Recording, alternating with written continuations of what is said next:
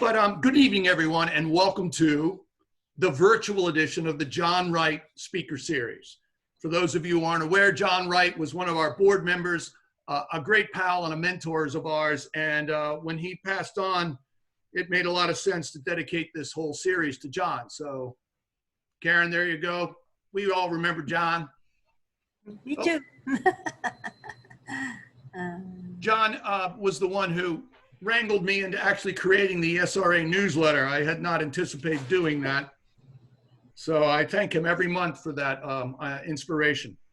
Anyway, we're turning out for the State of the Severn report.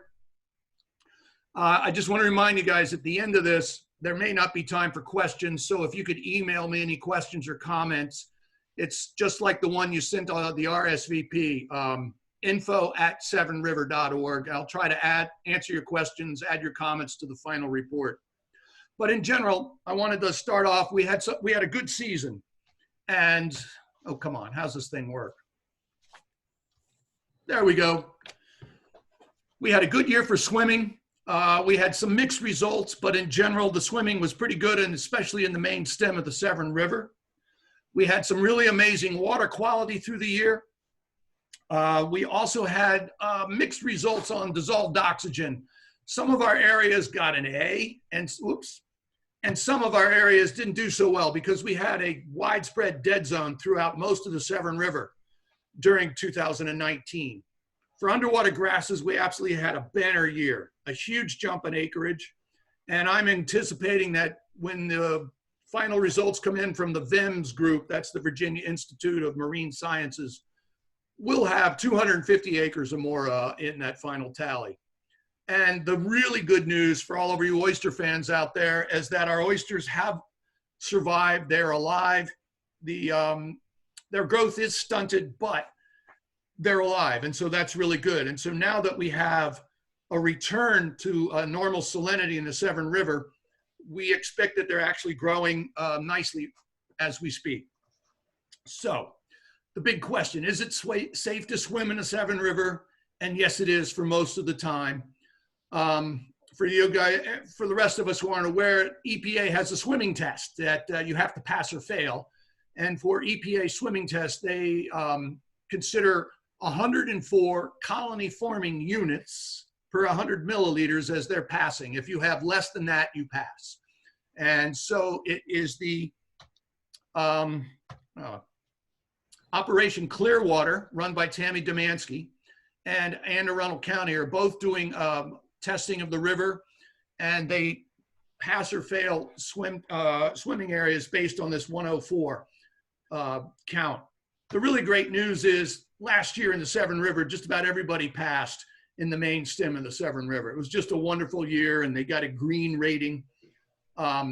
We had some yellow beaches here. These are areas that pass 60 to 95% of the time. That's just the way they grade them. So Tammy gave me some numbers. And so you can look at here that some of these numbers, Annapolis Roads Beach out there on the Severn River, you got 100% pass. Inside Back Creek, you know, it's not so great, but still at the museum, they're passing 82% of the time. You can see here, there's just a number of different variations here. Ben Oaks up there at the top, 93%, not too bad. There are only two areas in the entire river system that really had a poor time last year. They're both inside the creeks, one in Back Creek and one in Spa Creek. So in general, it is pretty good swimming out there when there is no rain. The majority of the areas are safe to swim in. And Tammy Domansky, though, does recommend, though, after a heavy rain, just like we should stay out of the water for 48 hours, let the bacteria count thin out. And we'll move on to water quality. 2019 was a great year for SRA. We jumped from a beginning of doing 8 monitoring stations in 2018. When 2019 rolled around, all these people here suddenly showed up and volunteered and wanted to do some work with us. So we ended up having plenty of staff, and we have now expanded to a 41 station network throughout the entire Severn River. So if you can follow my cursor at the top, this is up here at Indian Landings. It's right between Indian Landing here and Ben Oaks. And we monitor all the way down here to Lake Ogleton and over here to the creeks of Whitehall Bay. We get out there 3 times a week. Each tour takes about 3 to 4 hours. And we are monitoring May through October. All right, how do I move that? There we go. So while we're out there, we are following the protocols for data collection from the Chesapeake Monitoring Cooperative. And we use this gear called YSI gear. Most of the river groups use stuff like this. We're collecting dissolved oxygen, pH, temperature, and salinity. And then we also deploy a Secchi disc to measure clarity. And that funny looking guy in the yellow outfit there is holding up a Secchi disc. And we do go out in the rain. It's odd, but we do. And all of the data we collect is shared with the scientific community through Chesapeake Data Explorer, which is run by the Chesapeake Monitoring Cooperative. So when it comes to clarity, we do have a few grades. So this is exciting for us. First time we've been able to generate some grades. For those of you who don't know, water clarity is just basically your ability, how far can you see in the water? In the old days, you would walk out on a beach and walk out till you couldn't see your feet, and that was a wade in, and that was a clarity reading. That was the visibility. But we're doing these things out in the middle of the river. Welcome, Brian.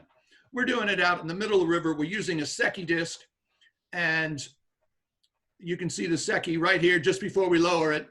But here you see Ted over here. He's got the Secchi disc, and what we do is we lower that disc down under the water until this black and white pattern disappears. And then you just take a tape measure and you measure that distance, and that becomes our clarity reading. Come back here. All right, so the exciting news is last year we had our best clarity reading out there at the Palisades. In early October, we had 2.36 meters of reading. This is rather unusual, and we had to go to unusual straits here to measure out 2.36 meters. This is Izzy Ketchum, our field investigator. This is Evan Rockenbach, is one of our crew. And holding the disc here is Boat Captain Doug Euphemia.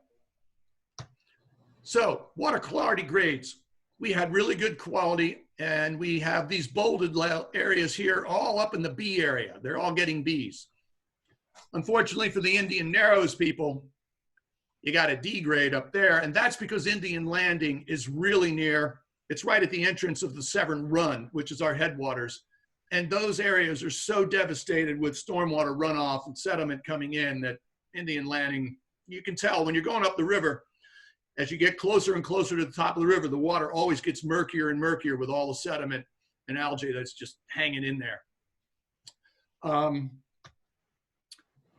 Our oyster reefs did okay. We're getting CC plus, not too great. The Annapolis Roads area down there at Lake Ogleton, we have 3 stations. They got terrible clarity.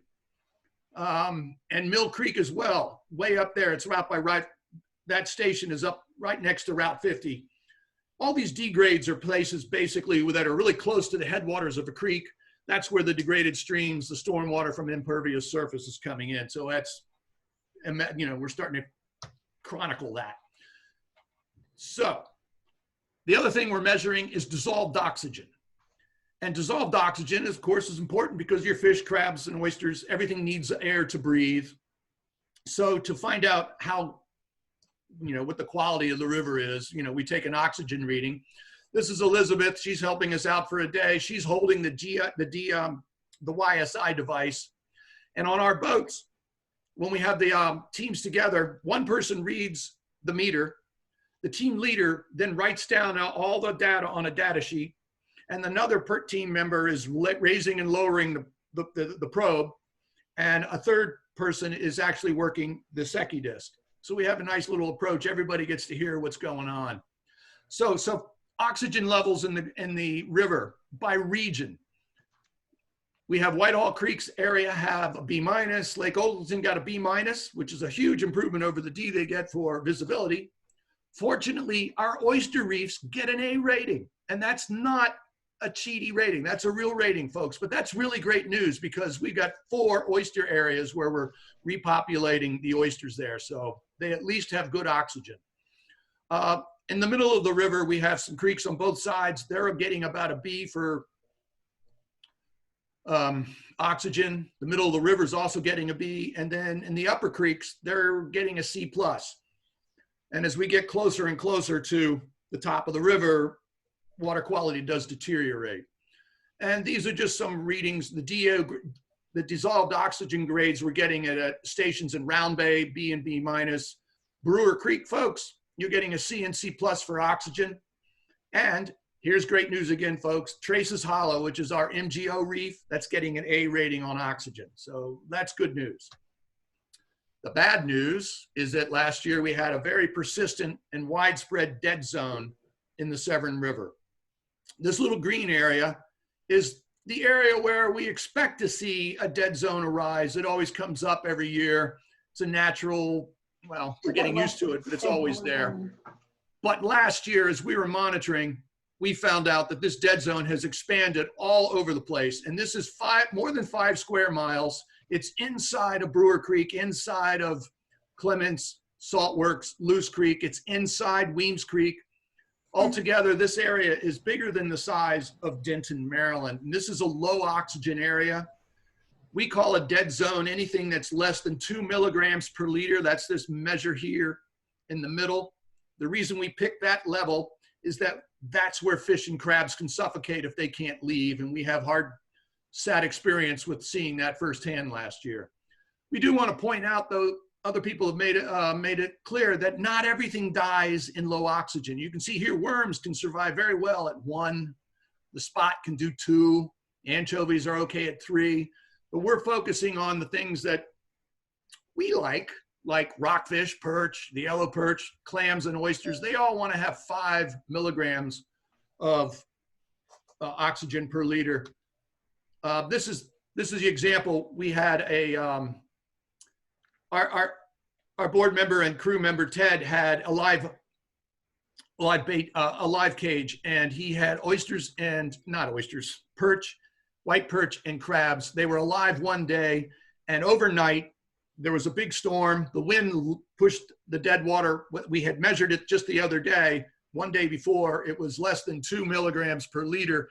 During the storm, it washed that water under his pier in his live cage.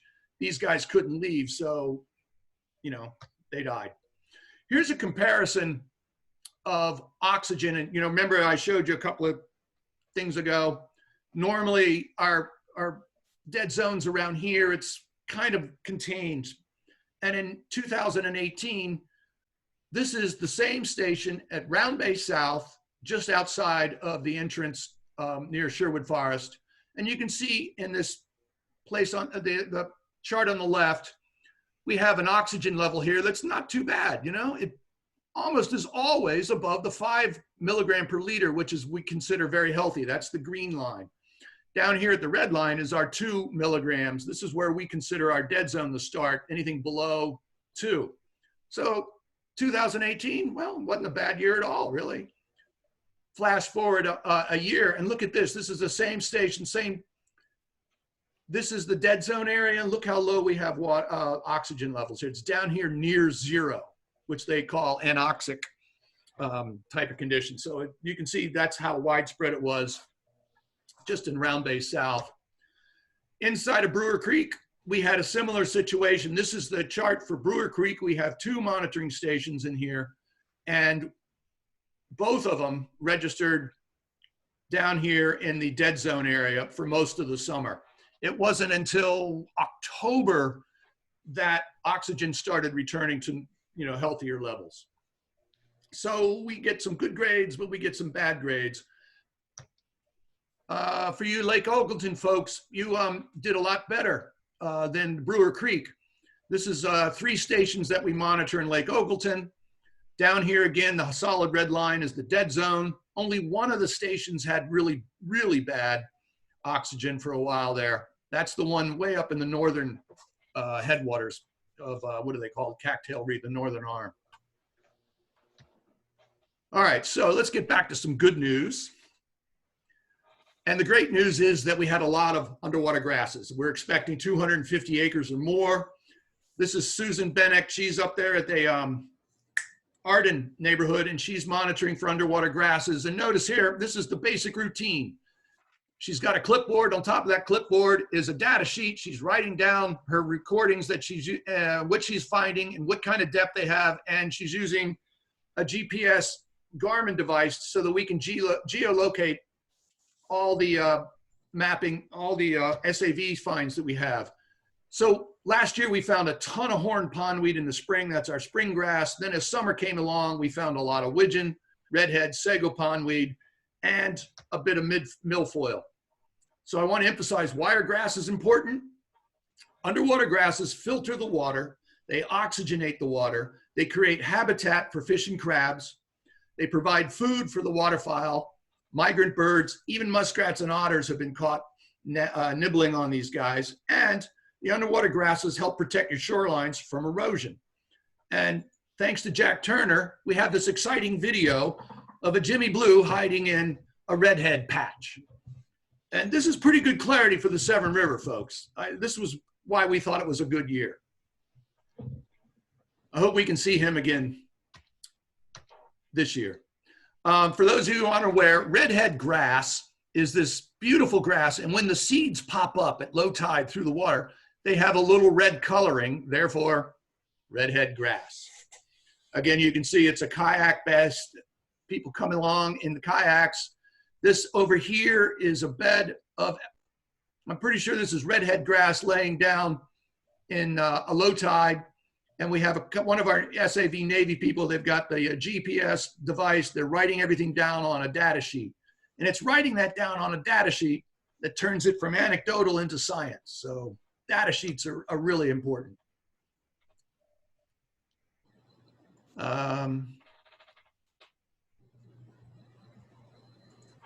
Oh, sorry, got distracted by the coat. Okay, so I want to explain what took us a while to figure out, but we had a prodigious year of SAV in the Severn River. And the story as to reason why we had so much goes back to 2018 when we had a record rainfall. All that water from the rain creates a freshwater influx into the Severn River. As it turns out, SAV does its best seeding on its own when it's hit with a lot of cold, fresh water. So that's optimal time for the seeds to drop. It's kind of akin to if you go to a forest, pine cones and pine trees need a forest fire to release all the seeds. So it's an adverse condition, but that's actually how they propagate. And it's a similar situation with the underwater grasses. You get all that fresh water, they drop the seeds. Then the fresh water also brings in an explosion of the dark false mussel. The dark false mussel is everywhere under the waterline in the Severn River in 2018 and 2019. Dark false mussels also filter the water like an oyster does. But unlike the oysters, which are way down here below this bridge, dark false mussels are everywhere. So they're filtering and clarifying the water, which increases sunlight. So then all those little seeds that pop up, they're able to take advantage of the sun and grow and expand throughout the Severn River. All right, where are we here? Okay, oysters. We have some really good news for all you oyster lovers out there. As you know, we have two programs in the Severn River. One is called Marylanders Grow Oysters. It's the MGO program. And we have, 400 and some odd volunteer oyster growers. They raise oysters over the winter. And every June, in a normal year, we plant the oysters at a single reef. And I wanted to show you where this reef is. It's up here. It's called the Traces Hollow Reef. This is where we plant our MGO oysters every year. We've been doing it for about 10 years. We also have, and we've been, last year was the first year we actually monitored all these reefs every week. So we have the MGO reef at the top here. We're also monitoring oysters right off of Manresa. We go over here to Peach Orchard, and we also go to Weems Upper. And you can see here in this chart that why the oyster reefs got a good mark in oxygen, because for the most of the year, the oxygen was well above this dreaded 2.0 line. So they're up here. It wasn't great, but it's good enough for them to stay alive. What did I forget? All right, we can skip that. So that's a quick wrap up of what we found out in the Severn River. We've got a lot more data. I could go through the spreadsheets, but I think that would take all night. Some of the things that we can do. One of the reasons we have problems in the Severn River, it's primarily stormwater runoff from impervious surfaces, development, roads, roofs, all that stuff.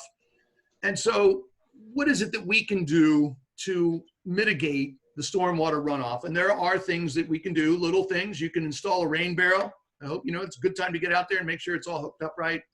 Planting trees, building rain gardens, picking up pet waste. That's really good to help reduce the bacteria count so it's easier and safer to swim in the river. Also, it's important to maintain your septic system. That's something we should be doing anyway, but making sure that everything is working properly is at least a positive step. Another key thing is to remove invasive species. One of the things invasive species do, besides taking over our native plants, invasives crowd out a lot of local plants that normally would be soaking up rainwater. And when they can't grow inside the shade of these invasives, especially vines. So removing the invasives actually opens up the ground there in the forested area for normal plants, native plants to come along, and they can help soak up water. So all these are just simple things that you can do in your backyard to try to help protect the Severn River. And to wrap up, I got to emphasize that we could not have done any of this stuff without all these wonderful volunteers who showed up. There's more than 25 people here. I tried to put everybody that I could remember quickly here, but we had a lot of fun doing it. This is Izzy Ketchum. Izzy is our field investigator, and she'll be running the water quality monitoring program. Keep our fingers crossed. Again, when we get going, once this crisis with the coronavirus goes away. But anyway, this is Lizzie, and all these people helped out. This is a mix of the crew have been on board doing the work, collecting the data. It's also people who are what we call our boat captains. These are the people who have donated their boat, their time, their gasoline, just to take us on a 4-hour cruise every week. These are some more of our volunteers. You can see they're all having fun. And I love these socks. Don't you think those are great? All right, so special thanks also goes out to the Delaplane Foundation for supporting our water quality monitoring program. Could not be doing it without them. Thank you. Also to Liz, Nathan, and Caroline with the Chesapeake Monitoring Cooperative. They've been very helpful. They're the ones who certified us as Tier 2. Nathan and Caroline have also been very instrumental in helping myself, but especially helping Izzy get this whole report together and all of the data grades. Izzy has been crunching numbers like crazy for the last 3 months. So she's the unsung hero here. Also, I want to thank the Chesapeake Data Explorer because they're hosting all of our data. It's all up there. If you want to get to, you see your creek, for example, you can go to the Chesapeake Data Explorer and they list everything that we have. And some photo credits here. You know, of course, we love oysters. I think that probably comes from Bob Whitcomb from years ago. Jim Ludko, he's the one who gave us the beautiful picture on the front. We have pictures from Lisa, Ted, Blue Moon Photography, Jeff, and Jack. So there's a lot of people, and I'm sorry if I forgot other donors of these great pictures. And so we get to the questionnaire. Do we have any time left? And if we do run out, I want to thank you all for coming. Be safe. Virtual hugs to you all. And where are we time-wise? Okay. All this information you gave tonight is available on Chesapeake Data Explorer. The data is available there. Yeah, and if So you for like the go there, all the creeks and the clarity and everything is available on that site. yes, every bit of it is up there. Oh, who's got a timer? How long do we got? We got a couple of minutes. All right. So, anybody else got a quick question? Tom, Yeah. that was very informative. I really enjoyed it. Thank you. Well, thank you. Good PowerPoint. I appreciate it. Good to hear. Do we have any questions? I'm trying to find the chat room. Sorry, I'm a little slow. This is Jesse Iliff. I Hey, put Jesse. my question in the chat, but I'll just go ahead and speak it also. First of all, kudos to you all on the incredible underwater grasses that you had in the Severn in 2019. I was wondering, do you know how much of an increase you had in 2019 over 2018? I'm anticipating in 2018, we had 198 acres, according to VIMS. I'm anticipating that the 2019 data, which is coming out in a couple of weeks, will be more than 250. So I'm seeing a giant increase here. And the reason I'm thinking it'll be more than 250 is because when we started this, the first year we had 230 acres. And just from my anecdotal observations from what we've seen, it's we have a lot more grass, it's further up and down the river, and it's also thicker. So I'm just making a guess at 250. We'll find out in a couple of weeks. Awesome, that's fantastic. And hopefully the rest of the rivers can get some sort of grasses like that. Good work, thank you. Oh, well, I wish we could get credit for actually growing and planting them, but you know, thank you, Mother Nature. Right. Thank you. Anyone else? This seems to be working. This is pretty cool. Yeah, there were places on the river and salt ponds last year that weren't even accessible if you were trying to get in with even a trolling motor because of the grasses. Yes. Did you try to get into like Ray's Pond, for example? Yeah, that's correct. Ray's Pond was totally full. Yeah, the only way I could get in was to take push the motor up and sort of pole my way through. You're right. But here's the deal. We had so much grass last year. This is really, really great news. But what Jack just pointed out is a harbinger of a possible problem in that years ago, and Lynn Rockenbach may remember this era, there was so much grass in the Severn River that most people thought it was a nuisance, and everybody didn't appreciate that grass meant more crabs and it was habitat. So they went through a lot of trouble to get rid of it. This is before my time, of course. But anyway, the problem is that I'm kind of worried that people will start to realize the grass can be a nuisance to motors and kind of foul up. So what we're hoping to do is start an education program to head this nuisance thing off by advertising the fact that grasses are really important.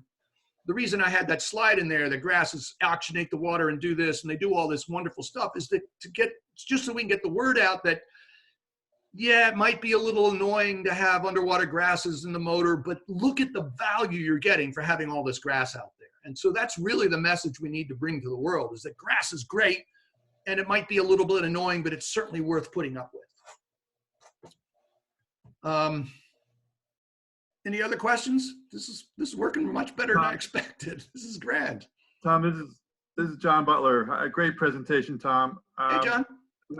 You know, the grass, all that SAB is great. You talked about the big dead zone too. Is there any correlation between where the grass was and wasn't and the dead zone? Or Great question, because it's one of the oddities.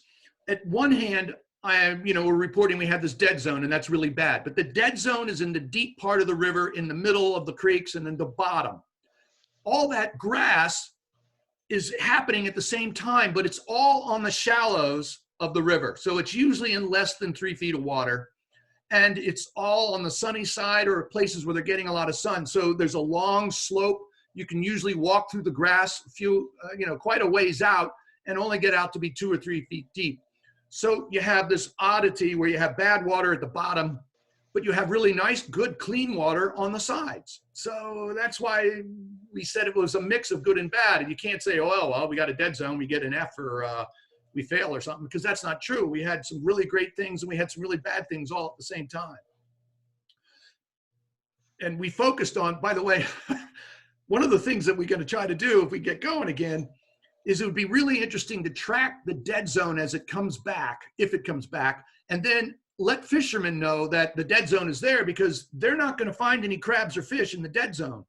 But they may find fishing's really great in the top part of the river where the water is good, because as we learned years ago from Andrew Muller, the river stratifies. You can have dead zone on the bottom, and then you have good water on the top. And he called that hypoxic squeezing. So you'll have all the fish, crowded at the top of the river. So you can have really good fishing in one section, at the top of the river, and yet it'll be dead to fishing at the bottom. And it's just an anomaly of the river and the geography of the river. Does that answer your question? Sorry. So you guys all want to volunteer to join the SAV Navy if we can get going again? All right, I hope so. I couldn't figure out how to unmute myself. Yes, that was a great answer. And I think I'd like to try to figure out how to get in the SAV Navy if I could find the time. But so what can we do? Do we know if there's anything we can do to reduce the dead zone?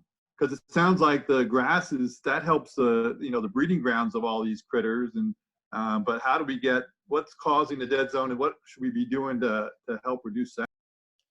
All right, Brian, see if I get this one right. So the dead zone is caused by a lack of oxygen. And why is the oxygen disappearing? Well, that goes because we have all these algae blooms, and the algae comes into the river, and as it goes through its life cycle, it ends up dying, and the bacteria then attack the algae. That consumes the oxygen. That dead material falls to the bottom. So then you go, well, why do we have all that algae? Well, the algae loves the overabundance of nitrogen and phosphorus in the water. So that's coming from stormwater runoff. And we're the problem with that, basically. It's human activity that's causing this overload of nutrients. Now, nutrients, I know we're supposed to eat a lot of nutrients. I learned this from one of my board members, and nutrients are good for you, right? But when you get too much of a nutrient, you get bad things. And so that's the problem. The nutrients are feeding these algae blooms. The algae blooms then they go through their thing, and that consumes the oxygen. And that is why the bottom of the river turns into what we call the dead zone. And it's, how do you stop it? It's stormwater controls. It's leave the trees up. Don't mow them down. If you got to develop, then you have to do it in an appropriate way where you're capturing most of that runoff and treating it before you ever let it run into the river. So it's a complicated problem, and we all have to look at us. So that's why, I was thinking, what can we do? Well, I can go and put in a rain barrel on the house, and that at least captures some of the nitrogen that collects on your roof from air deposition, from the power plants and all that. And then when that rain barrel is released into your yard or your garden, it comes out in a slow fashion. It goes through it percolates through the ground, and that percolation process takes out the nitrogen. The plants can absorb it, and by the time the water gets down through the water table, then the nitrogen is reduced. That's the best case scenario. Does that help? Yeah, so when I go up the river and I see all those nice green lawns on the creeks and up the river, that's a sign of an unhealthy river, I guess. Well, yeah, if those nice clean lawns are all bright and beautiful because they're putting nitrogen and fertilizer on it, then you got it, because all that stuff runs right off during a rainstorm.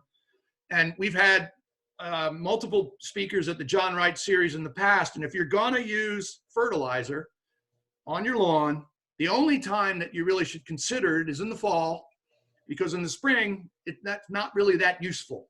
And most of your spring fertilizer is going to run right off, go into the gutter. It's going to go into the river. It's going to fuel the algae blooms, which are going to cloud up the river. That's cloudy river kills off the grasses, and it becomes a downward spiral. So yes, nitrogen also comes from phosphorus. That's a good point, John. Thank you. Wait a minute. So it'll be Nitrogen comes from fertilizer and phosphorus. Sorry. It'll be interesting to see with a couple months of no planes flying or cars driving. I mean, the global air is already cleaning up. How much this will help us as far as nitrogen deposition into the bay and our rivers and our streams. Who was asking that one? Jack Detweiler. Oh, great comment. A couple of years ago, Andrew Muller, my predecessor in this presentation, he pointed out that one of the key reasons why we were able to detect a drop in nitrogen in the bay was because of the Clean Air Act And the Clean Air Act had been regulating power plants and forcing cars to get cleaner. And he attributed that entire reduction to the Clean Air Act. Now, your point is right now with industry, all of our activity slowed down, we might be seeing a momentary drop in that air deposition. But over time, as we get back to action, they're rolling back restrictions on power plants. They're relaxing all that stuff. So it's going to undo the progress we made over the last 30 years. We got an 11% cut in nitrogen, I believe it was a couple of years ago, all due to the Clean Air Act and emission control. So we roll all that back. You can then anticipate that our nitrogen is going to go up another 11%. So we're going to go backwards, actually. That's the fear. Anyone else? We're still live. This is pretty cool. Okay. Oh, Amy. Here. Hi, Hey. Amy. Question about the oysters. Think we'll be able to reinstate the program? Good question. Thank you. I forgot. We are hoping to restart the MGO program in September. That depends on whether or not the Horn Point hatchery is able to produce enough oyster spat on shell for us. They are now operating normally, but their priority right now is to produce oysters for food consumption. So their main customers are the oyster farmers and the watermen trying to populate oyster reefs for harvesting. We will find out in July what the status is for whether or not we can restart our MGO program in September. All right, folks, thanks a lot for coming. We'll call it a day and we'll get out. I believe I properly set this up for a recording. So we will put this on the SRA website under the speaker series and, hope to see you on the water. Let's keep our fingers crossed.